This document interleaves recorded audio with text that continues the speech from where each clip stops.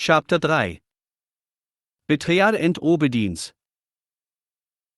Samuel was quiet for a moment, and it appeared as if he had started talking to himself. Te wäre more separated than united, he said, pointing at Cush, let me say this. This united status we live in was divided in every aspect of the word.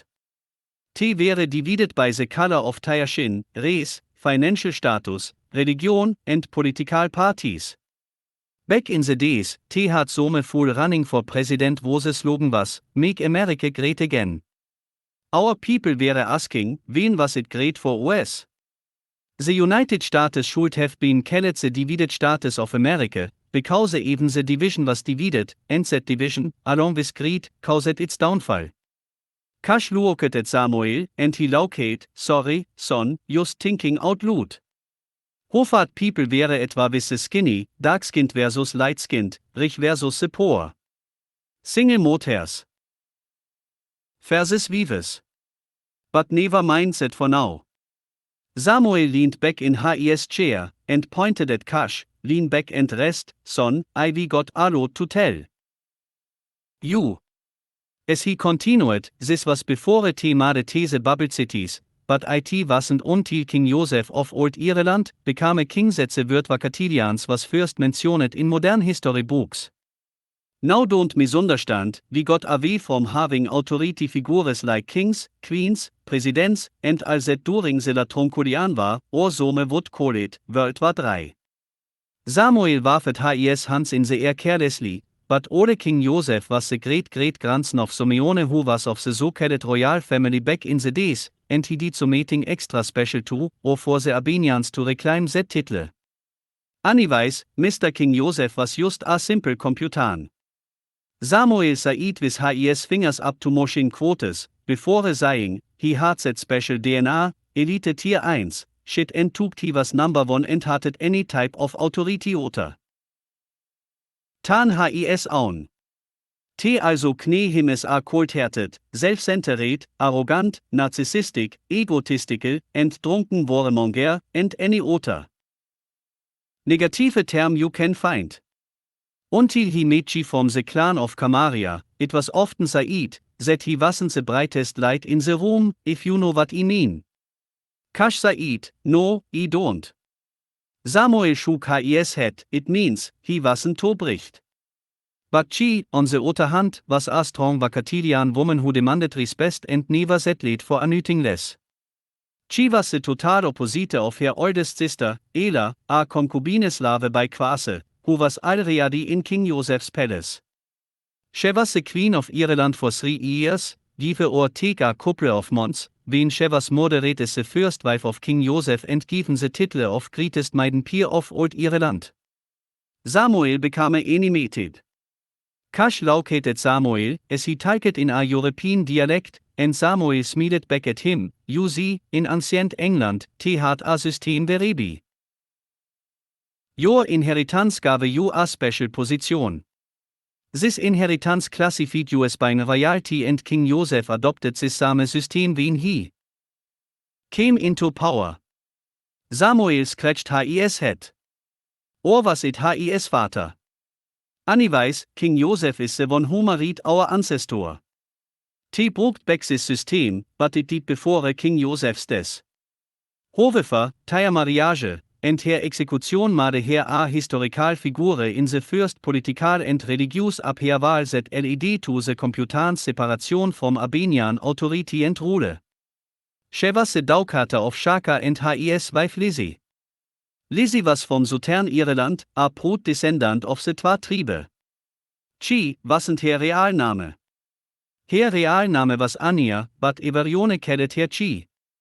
For future references, you can call her Queen Anya the First. We'll get to the other two later. Samuel paused, you see, back then, the Abenians had Everyone as a Wakatilians as inferior and as nothing more than property. So, you can imagine how Te felt. About Queen Chi, a Wakatilian woman who was now married to their king. Things were never easy for Queen Chi, she had to endure it countless Attempts on her life, including an assassination attempt by her own sister, Ela. Queen Chi had to be vigilant and on her toes at all times, but despite all the dangers and difficulties, she remained a strong and influential leader. Cush listened intently to Samuel's story, fascinated by the rich history and the struggles that his ancestor had endured. As Samuel continued his tale, Cush felt a deep sense of pride in his heritage and the legacy of his people. He knew that the road ahead would not be easy, but he was inspired by the resilience and determination of his people, and he was ready to carry on their legacy of unity and equality for all people.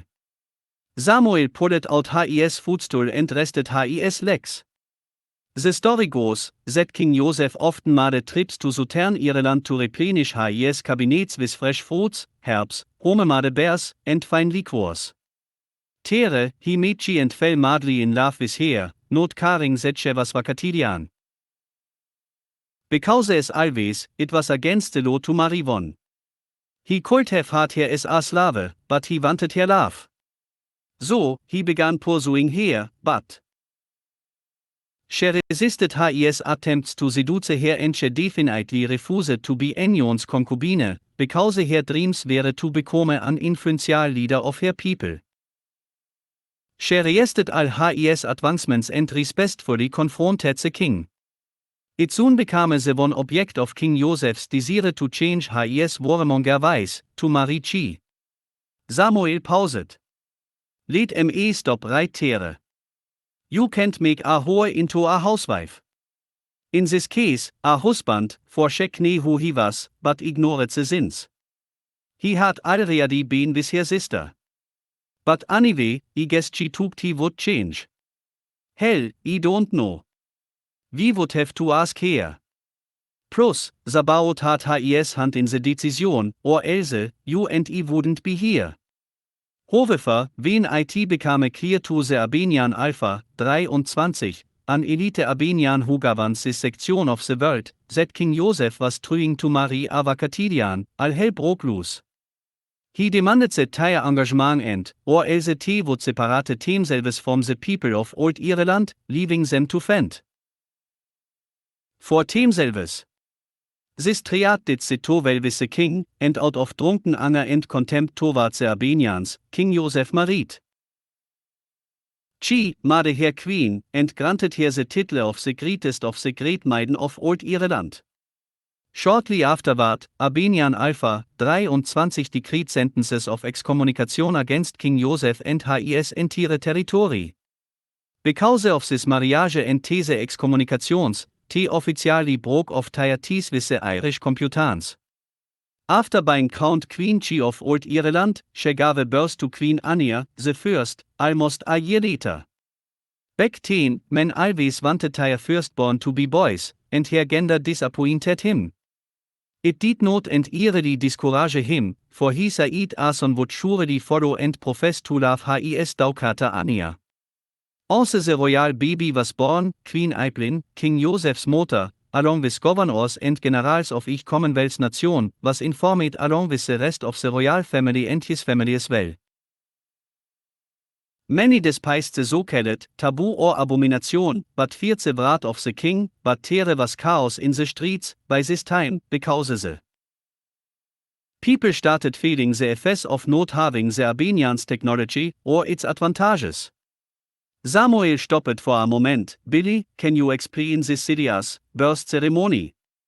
Billy ten said, VHY is it silly? These wäre tire customs and practices. T probably thinks that your Sabaoth is a fairy tale, and T Donnerstag Batsure. According to tire customs, a royal physician sends an official document confirming the newborn's gender, weight, and birth time. A palace official will bring this document out of the hospital, and this is the first sign the world will get that the royal baby has arrived. And it's handed to a messenger who will take it to the palace under guard. He puts the notice into a frame at the palace, positioned on an easel and placed in the palace forecourt, at which time the world will know the gender of the baby. However, it could Take a new reform up to 8 days, before the new arrivalsname is announced. After the announcement, a brief statement by the king of the chills burst outside the hospital. Samuel interrupted Billy, you know, you probably right about your statement, you just made. But I know. What I know, sehen what I know and felt what I know about Sabaoth. It's what I know, so I will take my statement back, about it being silly, it's tire traditions. Traditions of men handed down for generations. Anyways, thanks, I got it from here. Billy said, you're welcome. Samuel continues, at the hospital, the king made his announcement of the child. I took tea were at the ceremony, his parents were supposed to be up there with the royal family. But because the tea were Wakatilians, tea were standing in the back of the crowd. Tea minted 5,000 silver pennies to mark the royal birth. Samuel pulled a silver penny out of his pocket, and handed it to Cush, like this one. The king's artillery sounded celebratory gun salutes, in the royal park with 41 round salute, and again by the honorable artillery at the Tower of Ireland with a 62 round salute. In keeping with tire traditions, it is said that when she left the royal hospital, she burned her sheets, because she was Wakatilian. She appeared on the steps of the building with her newborn as the crowd looked on. The ceremony lasted for 2 days before his family was to head back home. His father, Shaka, approached her with tears in his eyes. He will return in 8 months to take the baby and perform my family ceremonies in the Holy of Holies. Don't let anyone know, not even your uncle Mal. Do not let them know where the baby or I am. Because it is of great importance to Sabaoth, that no one knows her whereabouts. You will find out why I have asked of you such requests later. I also need all royal documents of her birth and 500 silver pennies. She smiled, it is so. After 8 months, Shaka showed up at the palace and with open arms she had everything he asked for. He did stay there long enough to see the king and she never is away her daughter again. 3. Miscarriages followed and King Joseph returned to his old ways of having orgies and entertaining other women. The king's love for she was gone, and so was his loyalty to her.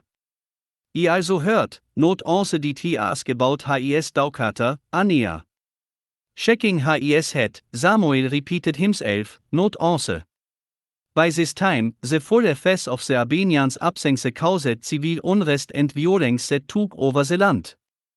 Soon after, she was taken and charged with high treason and sent to the highest court in Ireland by her accusers. She was tried before a jury of peers, including her former betrothed and her uncle Mal. Like I told you before, everyone who is your family ain't your family. The court proceedings were long and intense, with both sides presenting their arguments and evidence. In the end, Queen She was found guilty of high treason, adultery, inciting a coup, witchcraft, and a bunch of other lies according to old Ireland laws and sentenced to life imprisonment in a remote dungeon in the mountains. King Joseph didst give Adam by the verdict and didst even try to appeal to the Abenians for clemency. However, the king's reputation was tarnished, and he lost much of his support among the people of old Ireland. Again, he did care. After a formal lackluster apology in front of the citizens with all the balloons and whistles by King Joseph, old Ireland was punished for their sins, but eventually united with the Abenians once again. To show the Abenians their loyalty, his charges were upgraded and she was beheaded days later. Cush had forgotten he held the silver penny in his hand as he handed it back to Samuel, wow, the Abenians sure do hatte os. But VHY. Samuel said, yes, Donnerstag you will find out. Just wait. Remember, like always, and I'll say it again, history repeats itself.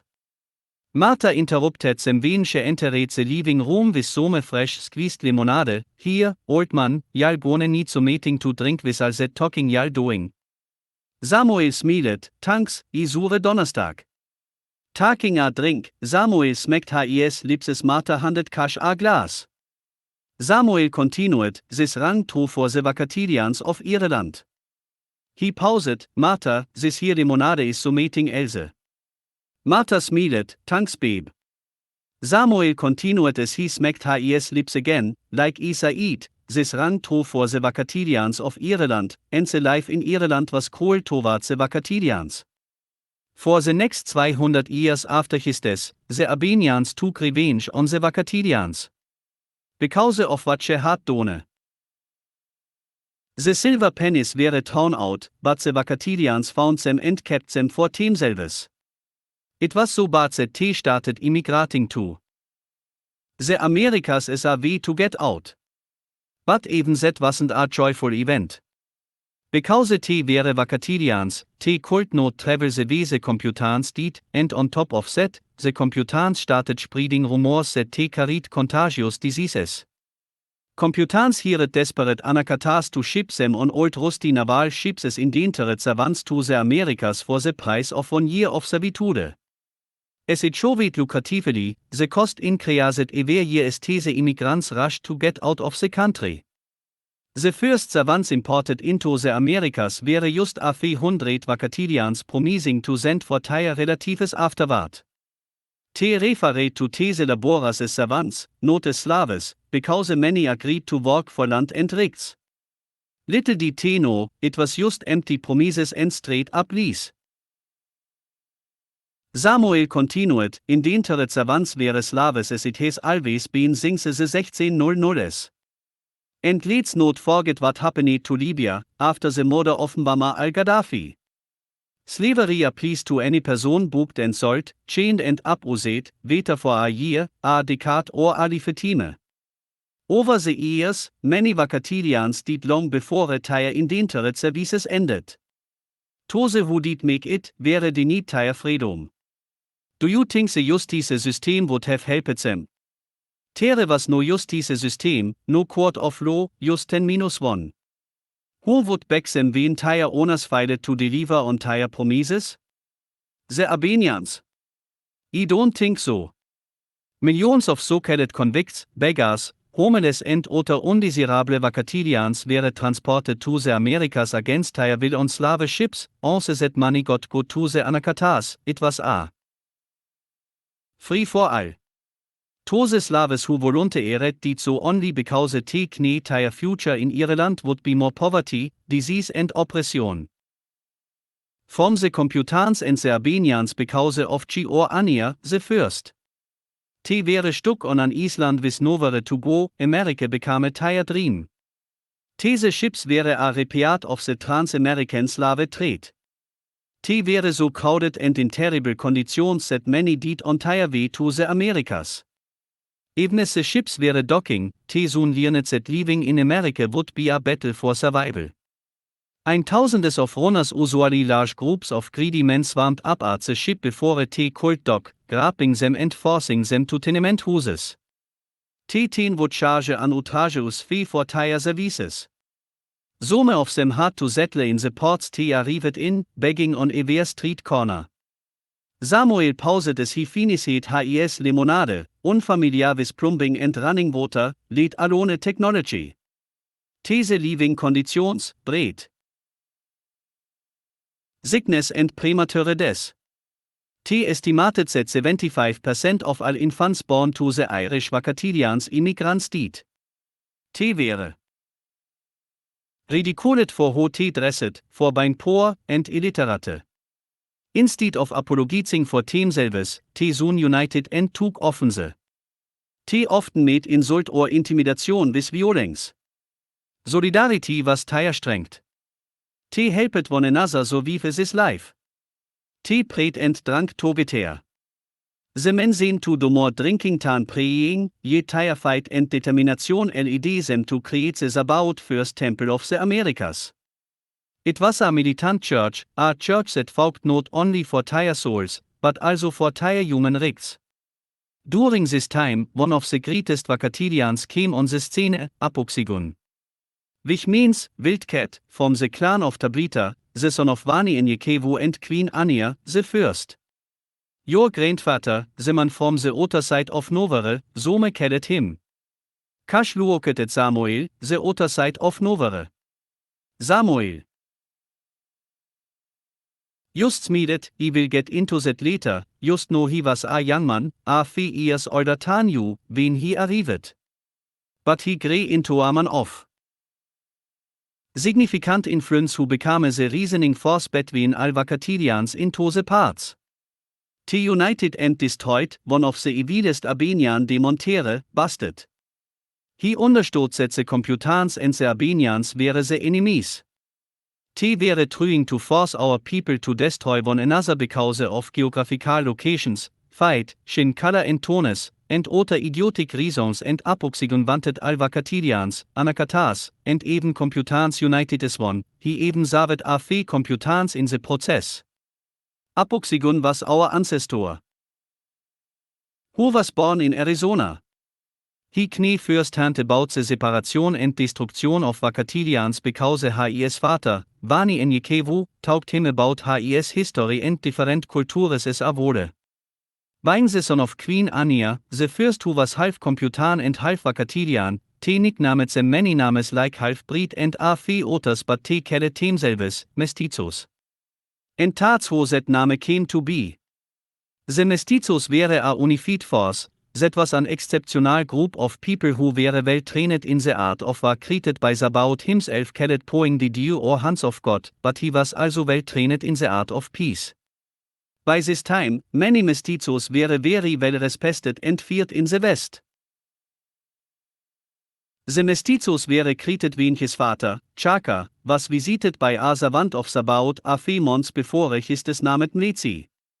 Cush interrupted Samuel, before he could finish, then daddy. Samuel said, yes son, the same one. Cush asks, how old is he? Samuel said, when Sabaoth said, let us create man in our image. It was Mlezi and Msheka he was speaking to. Cush leaned back in his chair. As Samuel continued, Mlezi told Chaka to send Ania to the Americas right before her motors des to his brothers, land, where she later married Wanyenyekevu. However, it was told to her uncle Mal, that a renegade Abenian moderate her, as he obeyed the word of Sabaoth. Chaka did go himself, but sent his bravest warriors to a reservation in the far western part of the Americas in the old town of Tucson, Arizona. It was Teresche wood mit Wanyenyekevu, a Wakatilian warrior, a Louisiana prince who came to Arizona seeking the power and glory of Sabaoth. Samuel continued with his story, telling Cush about how the Wakatilians eventually formed their own nations, and each nation separated into clans and refused the term Wakatilians. The nations were founded on the principles of unity, equality, and justice for all its people, regardless of their background. The nations thrived and prospered, and it became a beacon of hope and inspiration for all oppressed people around the world. Samuel looked at Cush and saw that his eyes were becoming heavy. That's enough for today, and we got off track. Anyways, go get you some rest, and we will continue tomorrow. Cush got up early the following day and did his chorus around the house hastily, rushing to get to his grandfather's house. He prepared breakfast, because he knew Big Ma always prepared a feast whenever she cooked. He ran to his grandfather's house less than a quarter of a mile, until he saw the front door. There was a 6-foot-high fence that ran along the pathway. He saw Gemini standing there staring at him. Smiling and waving, good morning Gemini. The horse stomped his hoofs into the ground and shook his head. Cush was excited and smiled as he got closer to his grandfather's door. Samuel's stories were so vivid and clear to Cush, as if he could see the characters in real life and in real time.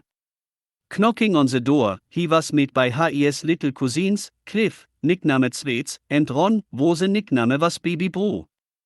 Cliff was 5 years old and the oldest of the 2 brothers, but wherever USAV Cliff, USAV Ron running behind him. Cliff had the door cracked open and a delicious aroma came rushing out that had Cush's mouth watering. Ron throws open the door the rest of the way, standing in the middle of the doorway, half-dressed. What you want, said Ron, blocking Cush from entering the house. It's Cush, shouted Cliff. Little boy, get in here with no clothes on. It was Mama Zook, Big Ma's best friend, grabbing Ron by the hand and moved him out of the way. Good morning, Mama Zook. Cush said. Mama Zook smiled, good morning, child. A loud voice came out of the kitchen, Sweets. What I done told you about opening that tire door? Zook, bring that Anakataas boy here. I'm so tired of telling that boy the same thing. Hearing Big Ma's voice in a stern voice, was at that door, this time of the morning. Cush shoots, morning Big Ma, it's M.E. Recognizing his voice, Big Ma shoots, oh, hey Cush, I forgot you and Samuel were talking. Get baby brew, and you and Sweets come on in and wash up, breakfast will be ready in about 10 minutes. Samuel was at the table drinking coffee and listening to some recordings. He paused the recording, good morning Cush. Cush smiled, morning then daddy. Samuel smiled back, sit down, and drink a cup of coffee with M.E. Big Ma overheard the conversation, Samuel. Don't you give that boy no coffee. He'll be running around here, like a chicken with its head cut off. Samuel winked at Cush, hush your foos, B, he ain't gonna give that boy no coffee, as he secretly poured a little coffee in his saucer and passed it to Cush, saying, a little coffee ain't never hurt nobody. Samuel smiled at Cush, as he carried out, baby brew. Come mere. Ron came running in, Samuel took a long drag from his favorite King Edward cigar, that was resting in an ashtray and blowing the smoke into Ron's hair. Your hair is on fire, baby brew look. Samuel said as he showed Ron a small mirror. Ron ran out screaming and laughing. Big Martin yelled out, y'all come get some teeth. A word used in these parts that meant, something to eat. As soon as she spoke those words, the entire house seemed to shake as a crowd from out of nowhere came rushing in from every direction. The young guest sat on the floor with their back against the cabinet, marking a path for people to pass through. The oldest sat at the table, and Samuel walked out as Big Ma handed him a plate. Go get your plate and meet M.E. in my study. Samuel told Cush. Samuel pulls out a stand for Cush to eat on and Cush placed his plate on. The stand and Tessa eat grace. Cush looked at his plate and didn't know where to start. Eggs, bacon, deer sausages, grits, homemade biscuits, and a glass of fresh squeezed orange juice. The entire house was quiet, all one could hear was the sound of spoons and forks hitting the plates and glasses being placed back on the tables or floor. After tea ate, Samuel gave Cush his plate, take Tessa to the kitchen, tell your grandmother, thanks, and hurry back. Cush rushed back and took a seat in Samuel's favorite chair as Samuel sat on the small laugh chair talking for a bit as everyone had chorus to do, from the youngest to the oldest. Their duties included washing the dishes, cleaning the garden, feeding the animals, and washing clothes. The eldest homeschooled the youngest, teen Cush said nervously, then daddy, I have that poem for you. Samuel looked up. At Cush, you just now telling M.E.? Well, go ahead. Cush smiled, I was waiting for my cousins to get gone. Cush cleared his throat. Got this strange feeling. It feels as if many folks think that God is some big old giant white man, sitting on a throne. That alone is a hoax, for he is spirit and truth. You got him judging your every move, a heartless man, who calls himself God, that calls himself love. My God searches the heart. My God cradles his love for you. What is the true definition of love? What lie is this? That you we been told, who told you these? That many don't believe in God. No, they don't believe in him because of this. I got some good news for ya. That's not the truth for ya. Close your eyes. Do it right now, close your eyes, go back in time. When you went over to see Granddaddy, Papa Joe or Old Man Hump. You know his name, you know their name is your grandfather. God is like your grandfather, God is like Granddaddy, Papa Joe, and Old Man Hump. He loves you, and you feel his love. It's not artificial or GMO. He'll tell you, watch yourself. Be careful, he'll tell you the truth about yourself, only no one else. He'll tell you, I wouldn't do that if I were you. Or simply, no. If we listen to his voice, of course, God is like your grandfather. The girls get special privileges and treated like queens, you know what I mean. The boys get to do things that the girls can't do, and neither mother nor father has a word to say. Your grandfather is talking, and they are listening. God is like a grandfather. You feel the love, you feel the pain from the punishments that you gain. Your grandfather is a good example. It is as plain as can be. Easy for you to see what God's love is meant to be. 'Cause God is like your grandfather.